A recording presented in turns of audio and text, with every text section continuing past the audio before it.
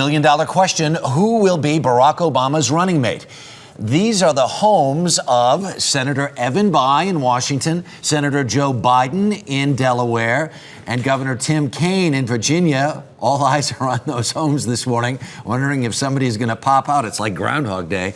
All strong contenders to become Obama's running mate. He's made a decision, but he isn't telling anyone. Not yet. I made the selection, and that's all you're going to get. It's the campaign question of the hour. Any news for us today?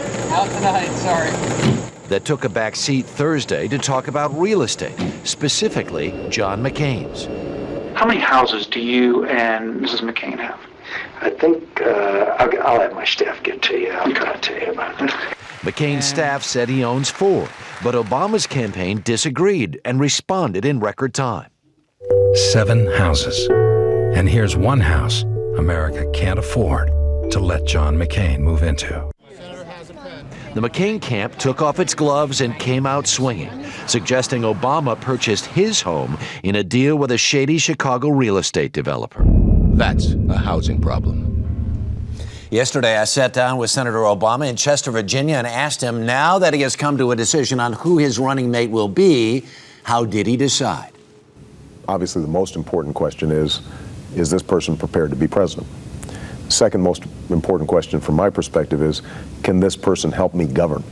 Are they going to be an effective partner in creating the kind of economic opportunity here at home and guiding us through some dangerous waters internationally?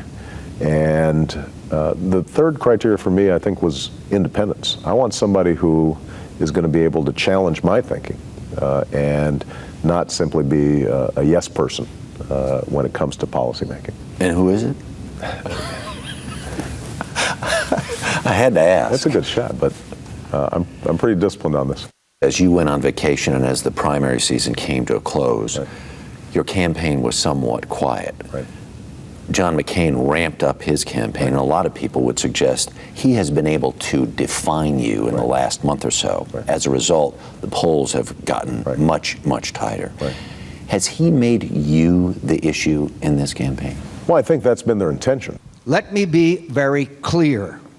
I am not questioning his patriotism. I am questioning his judgment. I am questioning his judgment. Many of the attacks that have come from John McCain's campaign have been, quite frankly, condescending. Right. Are you surprised by that? Does it anger you? It's a little disappointing.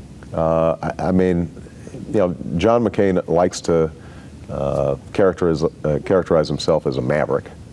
But the truth is, what he's done, particularly over the last month when he shook up his campaign, is he basically hired Karl Rove's old crew and adopted Karl Rove's old tactics, which really had to do with suggesting that I was unpatriotic, suggesting that I would rather win, that I'd rather lose a war so that I could win an election, just because we have a fundamental disagreement about Iraq. You know, those kinds of attacks are pretty par for the course, so it doesn't anger me. It's what we expected. One of the issues that came up is what's rich, what's poor. Right. You made some hay out of what John McCain was talking about being rich, and he was asked by Politico.com how many houses he had. You already have an ad. When asked how many houses he owns, McCain lost track. Saying it's 7 and they're worth $13 million. And here's one house America can't afford to let John McCain move into. What point are you trying to make? Well, the point I'm trying to make is that when you say that the economy is fundamentally sound, when you say that we've made great progress economically under George Bush, when one of your top economic advisors suggests that America is a nation of whiners and that it's all in their head that we're in a recession, that indicates that you're out of touch. You don't get it. And you know, for John McCain to suggest that I am somehow elitist, well, he did say, which he did said say, in the by past. the way, you made $4 million. Well, over the last 2 years, John McCain's been living like this for the last 25, and obviously doesn't have a very clear sense of what ordinary Americans are going through. Let's move on to other stuff. I want to talk about the convention. Right. As you see the convention, it will be successful from your perspective if what? I want to make the choice clear to the American people. For the last 8 years, we've had a particular set of economic policies that have resulted in record foreclosures, high unemployment, high inflation. And so I want the American people to focus on whether or not we can afford to continue those policies for another 4 or 8 years, because that's offering. So many people in the country came to know you because of your speech 4 years ago at the Democratic Convention. There is not a liberal America and a conservative America. There is the United States of America.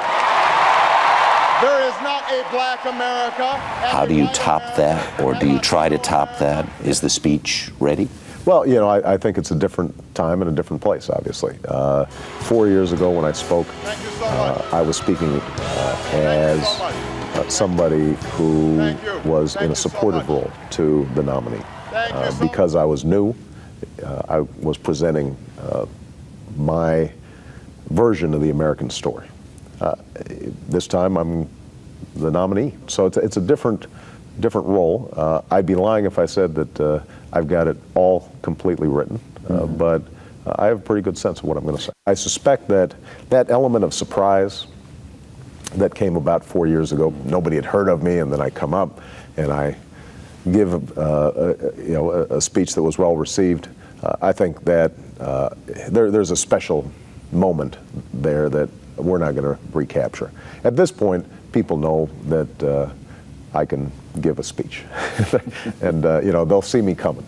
My last question is, do you know what Michelle is going to wear Monday night? You know, there's some things that even I don't know, and what Michelle is going to wear is a tightly held secret, more tightly held than who my vice presidential choice is going to be. And a little bit later in the show, we're going to have more of my interview with Barack Obama. You have talked to him so many times in the course of this long campaign. Now that he's come so far and he's on the eve of the biggest show of his political life, Right. is he different? I think his confidence continues to grow. The other thing, did you notice the difference between his speech 4 years ago? Much more gray now. It's got to take a toll. It'll put the miles on.